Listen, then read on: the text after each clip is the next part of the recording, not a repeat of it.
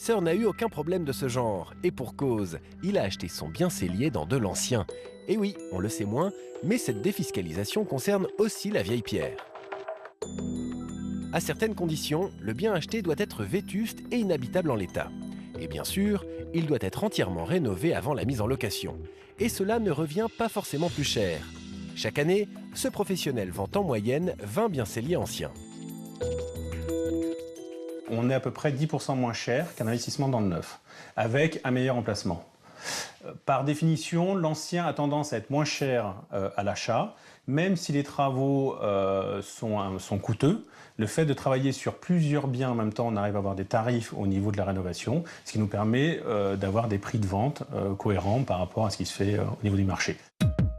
Au bout de 2 ans de mise en location, Benoît Durantisne a fait un bilan avec le gestionnaire de son appartement. Achats et travaux compris, ce bien de 200 000 € est remboursé en partie par la réduction d'impôt. 50 000 € sur 9 ans, soit l'équivalent d'un quart de l'investissement.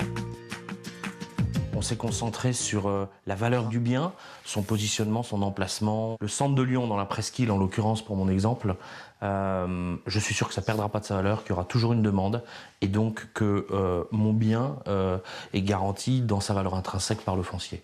La valeur foncière du bien n'est pas le seul critère